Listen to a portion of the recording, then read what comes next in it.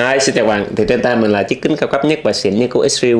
Đây là chiếc kính Xreal One Pro và nó còn xịn hơn nữa khi kết hợp với cái thiết bị bé tí này nè. Cái này gọi là Xreal Eye. Thì hôm nay mình sẽ chia sẻ lại cho các bạn xem thì cái combo Xreal One Pro và Xreal Eye này nó làm được những gì và tại sao mình nói nó xịn.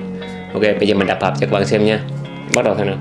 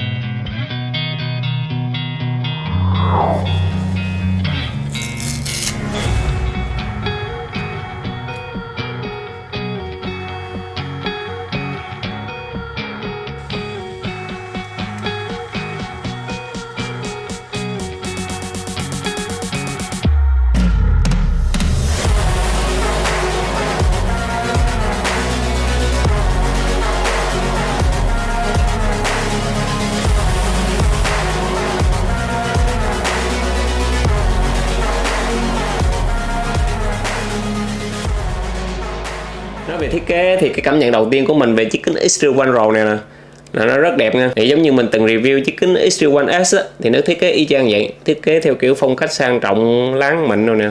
Nói chung mọi thứ giống y chang hết luôn. Nhưng mà cái màu của chiếc kính này nè là cái màu đen nhám, cái kiểu mà như dễ lựa chọn nè, dễ hợp nhiều khuôn mặt và dễ phối đồ á.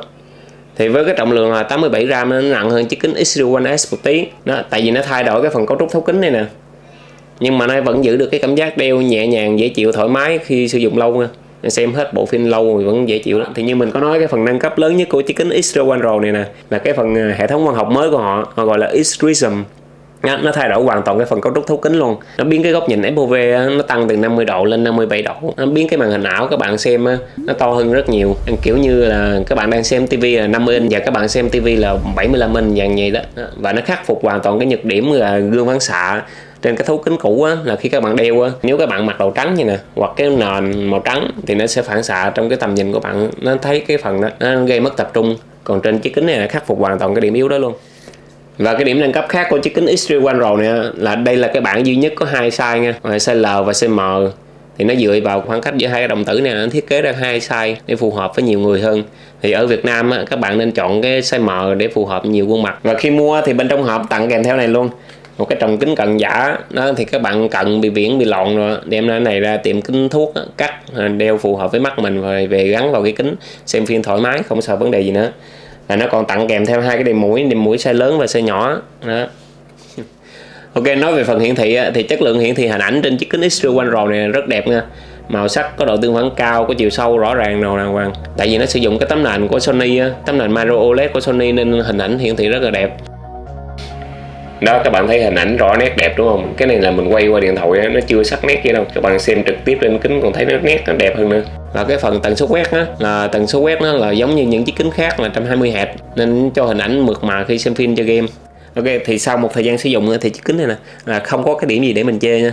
Khi mình để xem phim nó cho màn hình to rõ, sắc nét đẹp, không thua gì trong rạp phim đâu. Còn cái âm thanh của Bose, cái hãng âm thanh nổi tiếng thì cho chất lượng âm thanh khá hay rồi. Thì khi đeo chiếc kính này nè nó có chống lọt âm thanh ra ngoài rồi, nhưng mà không có chống hoàn toàn giống như tai nghe đâu. Nếu các bạn bật max âm lượng thì cái người kế bên vẫn nghe nha. Tiếp theo thì mình sẽ nói về phần hiệu năng của chiếc kính này. Thì chiếc kính này là chiếc kính cao cấp nhất của Xreal nên được trang bị con chip mới nhất gọi là X1. Thì con chip đó do Xreal tự phát triển, chuyên xử lý các điện toán không gian. Về cái phần xử lý hình ảnh từ 2D sang 3D nè, 3DOF nè, xử lý rất là mượt. Thì tất cả các xử lý trên đều xử lý trực tiếp trên phần cứng qua con chip X1 nên cái độ trễ nó gần như không có luôn, chỉ có 3 ms thôi. Đây thì các bạn có thể xem qua cái luồng xử lý của con chip nè, các bạn sẽ hiểu tại sao nó nhanh nha.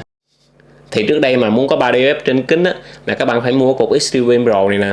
Đó, còn bây giờ là nó có trực tiếp trên phần cứng luôn, chỉ cần bấm nút và sử dụng thôi. Đó, thì mình đã làm review trên cái kính Xreal One S rồi.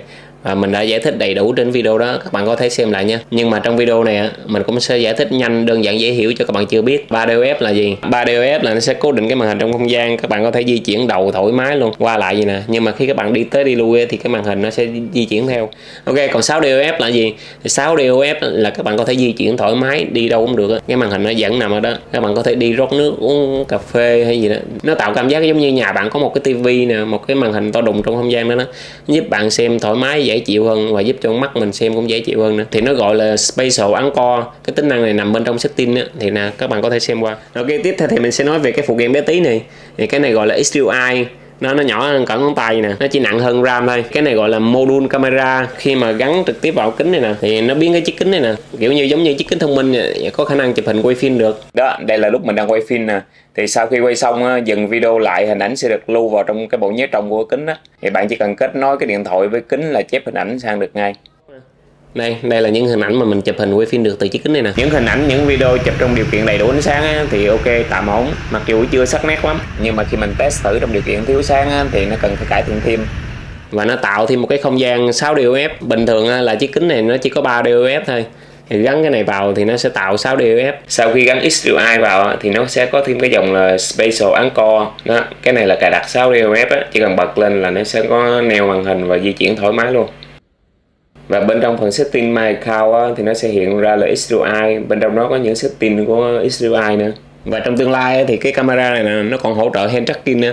Thì hiện tại Israel đang trong quá trình phát triển, thì khi nào có mình sẽ test cho các bạn xem. Thì tại thời điểm mà mình làm video này nè, Israel ra dòng kính mới nhất của họ rồi, dòng kính gọi là Israel Aura. Nó có hai cái camera bên đây nè, nó nhận diện cử chỉ tốt lắm và nó có nhiều tính năng mới hơn. Khi nào có sản phẩm trên tay mình sẽ test và review cho các bạn xem. Ok, bây giờ mình sẽ nói về những điểm cần lưu ý cho các bạn biết trước khi mua nha. Thì đầu tiên dành cho các bạn chưa biết thì chiếc kính này không phải là chiếc kính thông minh, không có AI, không có dịch thuật nha, và nó không xài riêng một mình được. Thì muốn xài phải cắm vào thiết bị khác, giống như cắm vào điện thoại, cắm vào laptop, cắm vào máy chơi game hoặc cắm vào cái cục pin Pro. Nói tóm lại là cái chiếc kính này nè, muốn xài được phải cắm vào thiết bị khác. Cái thiết bị khác còn pin thì nó còn xài, mà thiết bị khác hết pin thì nó tắt. Cái điểm tiếp theo là cái chiếc kính X-Real One Pro này hiện tại đang sử dụng rất tốt rồi. Mà khi kết hợp với cái HDMI nè sử dụng thì nó tốt hơn nữa, nó tạo cái không gian 6DOF và nó có khả năng chụp hình quay phim. Nhưng mà cái 6DOF chỉ hoạt động tốt trong môi trường đầy đủ ánh sáng thôi nha. Khi thiếu ánh sáng thì nó hoạt động không có tốt. Ví dụ như các bạn muốn tắt đèn tới thui xem phim giống như xem trong rạp phim, hoặc là muốn tắt đèn để cho con cái nó ngủ, không phiền vợ con gì, mình nằm mình coi phim, xem đá banh, chơi game, thì cái không gian 6DOF cái màn hình nó không còn neo được nữa. Khi hoạt động trong tối cái màn hình nó sẽ di chuyển, nó bị trôi, nó giật qua như nè. Thì nói tóm lại là cái 6DOF nó không hoạt động tốt trong môi trường thiếu ánh sáng.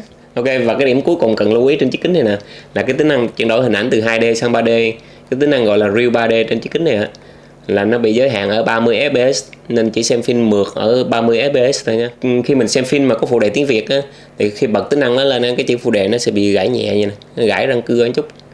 Còn lại tất cả tính năng khác đều hoạt động hoàn hảo hết nha. Tóm lại nếu bạn là người thích xem phim, thích chơi game, thích xem trên một cái màn hình to bự khổng lồ, và bạn là người hay di chuyển, hay đi công tác thường xuyên, muốn có một cái thiết bị nhỏ gọn bỏ túi mà cho một cái màn hình to bự để làm việc, để giải trí lúc rảnh rỗi, thì đây chính là chiếc kính X-Real One Pro. Nó là một trong những chiếc kính mạnh nhất và tốt nhất tại thời điểm hiện tại nha.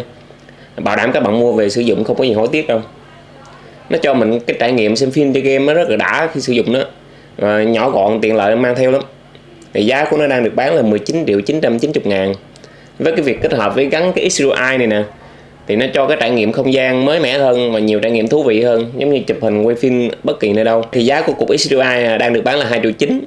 Thì đó, trên đây là toàn bộ những review, những chia sẻ, những trải nghiệm của mình về cái combo X-Real One Pro HDMI này. Thì qua đây mình xin cảm ơn Phương Linh JSC, đơn vị phân phối chính hãng của X-Real tại Việt Nam đã tài trợ sản phẩm.